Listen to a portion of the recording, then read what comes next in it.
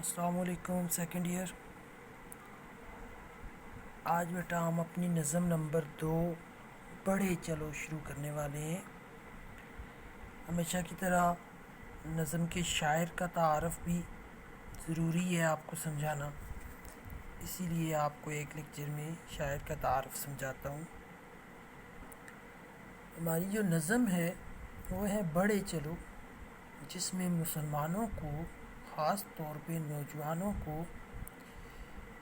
محنت، مشقت اور بڑھتے چلے جانے کا درس دیا جا رہا ہے۔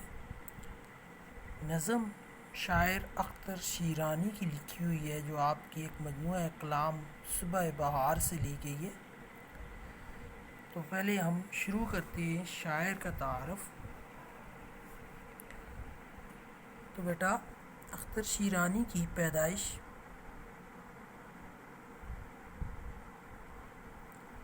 1905 میں ریاست ٹونک میں ہوئی۔ 1905 میں آپ کی پیدائش، یہ ہندوستان کی ایک ریاست تھی ٹونک، اس میں ہوتی ہے۔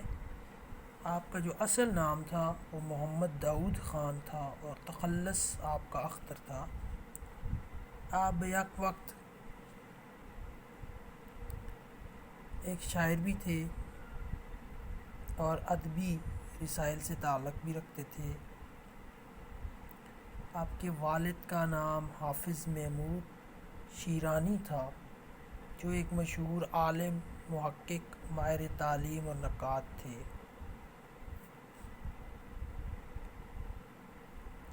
جب آپ کے والد ٹونک سے لاہور منتقل ہوئے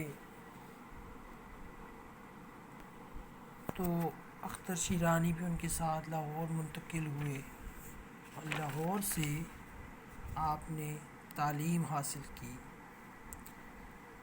اختر شیرانی اورینٹل کالج لاہور سے منشی فاضل سے اور ادیب فاضل سے امتحانات پاس کر کے فارغ ہوئے اور پھر مختلف ادبی رسائل سے آپ وابستہ ہو گئے۔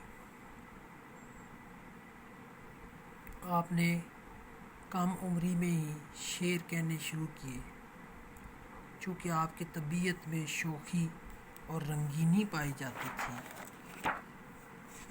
لہٰذا آپ نے اپنی تحریروں کے ذریعے، آپ نے اپنے کلام کے ذریعے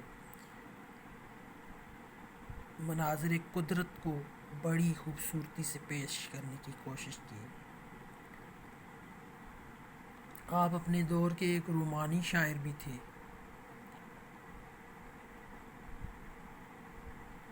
لیکن آپ کے رومانیت والے جذبات کو کسی صورت فراموش نہیں کیا جا سکتا۔ اچھی شاعری کے ساتھ ساتھ آپ قسمت کے لحاظ سے بھی بڑے خوش قسمت شاعر تھے۔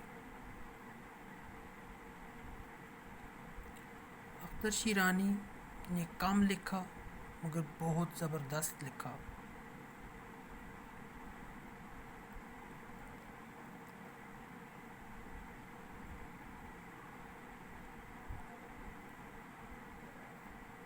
ایک اچھی شاعری میں جس طرح کی تہ داری پائی جاتی ہے، اختر شیرانی میں کی شاعری میں اس طرح کی تہ داری نہیں پائی جاتی، یعنی جس طرح باقی شاعر لوگ بہت گہرائی والی باتیں کرتے ہیں، بہت گہری سوچ کے مالک ہوتے ہیں اور گہری سوچ والی باتیں کرتے ہیں شاعری میں، اس طرح اختر شیرانی نے نہیں کیا، بلکہ انہوں نے سادہ سلیس اور ایسا کلام لکھا جو بالکل سامنے ہو، ہر پڑھنے والے کو آسانی سے سمجھ آ سکے۔ آپ کی شاعری کی ایک خاص بات یہ ہے کہ آپ کے ہاں عورت کوئی مادرائی چیز نہیں بلکہ عام انسان ہے اور اس کے رویوں میں کوئی غیر فطری عناصر نہیں ہے۔ یہ کہتے ہیں جی کہ عورت جو ہے وہ عام انسان ہے اور آپ نے ایک عام انسان کی طرح عورت کو بیان کیا.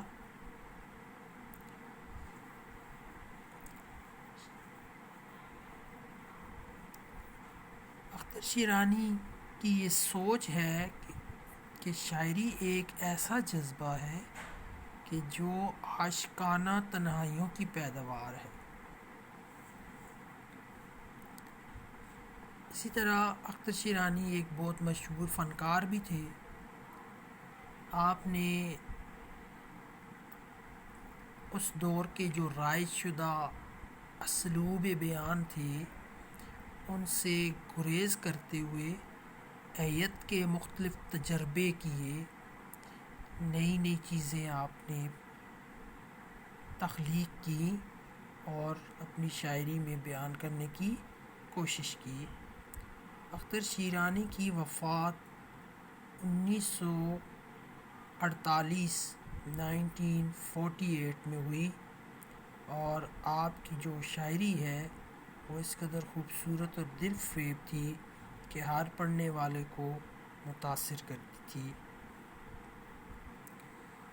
اب بیٹا ہم نے نظم کی طرف بڑھنا ہے. چونکہ اختر شیرانی کا جو تعارف ہے وہ ذرا مختصر سا ہے، تو ہم نے آج کی ڈیٹ میں ایسے کرنا ہے کہ اختر شیرانی کا تعارف پلس بند نمبر 1 نظم میں سے یہ ہم نے آج کے لیکچر میں کرنا ہے. اس کے بعد 3 بند ہمارے اور رہ جائیں گے، وہ ہم انشاءاللہ کل کے لیکچر میں کریں گے. تو نظم کا بند نمبر 1 ہم پڑھنے جا رہے ہیں. بیٹا غور کیجئے گا، نظم ہمیں بڑھنے کا، ترقی کرنے کا درس دیتی ہے. صفحہ 195 نظم بڑھے چلو.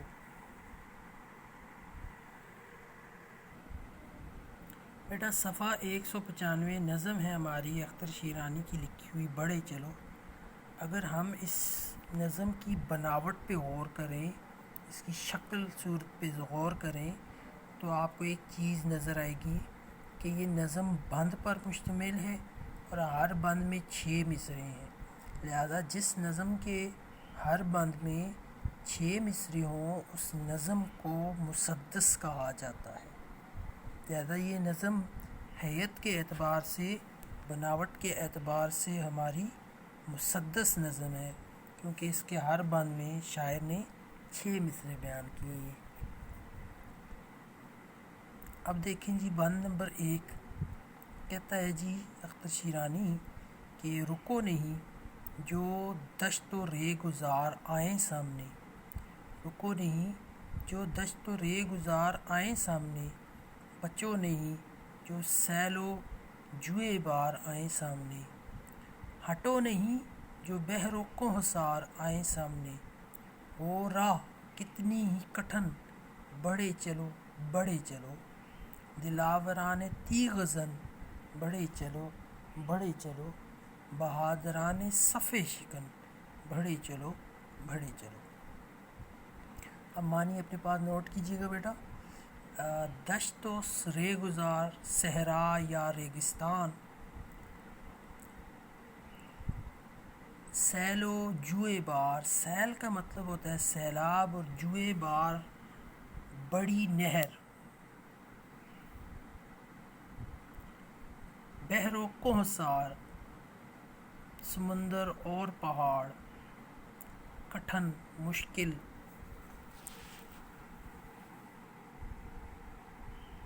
دلاوران تیغ زن مسلح اور بہادر سپاہی، اسلحے سے لیس جسے کہا جاتا ہے.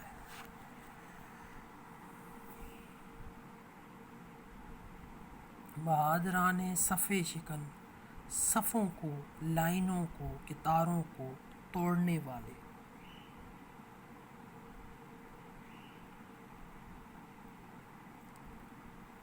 اب بیٹا یہاں پہ اس نظم میں شاعر اختر شیرانی اپنی بہادر فوج کے سپاہیوں کو اور پھر ساتھ ساتھ ملک کے نوجوانوں کو بہادری کا درس دیتے ہیں اور پھر ساتھ جوش اور ولولہ ہمت دیتے ہیں. کہتے ہیں کہ اے بہادر جوانوں، آپ کو رکنا نہیں. اس دنیا میں وہی شخص کامیاب ہوتا ہے جو حرکت اور عمل کرتا ہے. اس حرکت و عمل کے دوران ہو سکتا ہے تمہیں صحراؤں کو عبور کرنے کا موقع ملے. ہو سکتا ہے کہ تمہیں سیلابوں اور بڑی نہروں کو عبور کرنا پڑے، ان کا مقابلہ کرنا پڑے. ہو سکتا ہے کہ تمہیں سمندروں اور پہاڑوں کو سر کرنا پڑے، عبور کرنا پڑے. اور تمہارے راستے میں بہت سی رکاوٹیں، بہت سی تکلیفیں، بہت سی مصیبتیں آئیں گی جن کو تم نے دلیری سے، بہادری سے، جن کا تم نے سامنا کرنا ہے. اے ملک کے بہادر جوانوں، اے ہماری فوج کے بہادر جوانوں، جب تم حرکت اور عمل کرو گے تمہیں صحراؤں سے گزرنا پڑ سکتا ہے، تمہیں سیلابوں کا سامنا کرنا پڑ سکتا ہے، نہروں کو عبور کرنا پڑ سکتا ہے. ہو سکتا ہے کہ تمہیں سمندروں کا سفر کرنا پڑے. ہو سکتا ہے کہ تمہیں پہاڑوں کا سینہ چیر کر اپنے آپ کو منزل کی طرف لے جانا پڑے.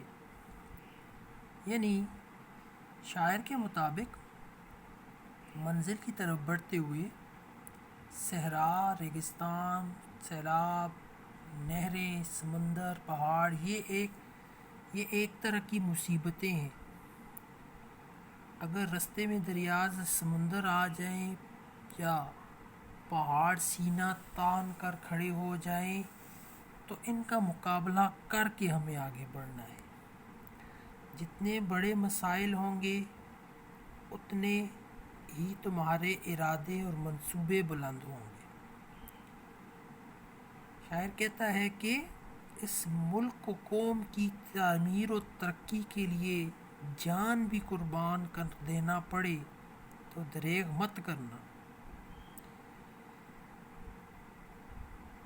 یہ مت کہنا کہ اللہ یہ تکلیف، مصیبت کتنی بڑی ہے، بلکہ اس مصیبت سے کہو کہ میرا اللہ میرے ساتھ ہے اور میں اپنی تلوار کے جوہر دکھاتے ہوئے قدم بڑھاؤں گا.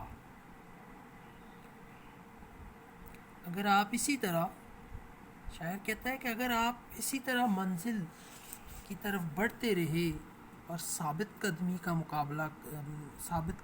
کا مظاہرہ کرتے ہوئے اپنے سامنے آنے والی مصیبتوں کا، تکلیفوں کا، آزمائشوں کا اور اپنے دشمن کا مقابلہ کرتے رہے تو وہ دن دور نہیں کہ جب کامیابی تمہاری قدم چومے گی.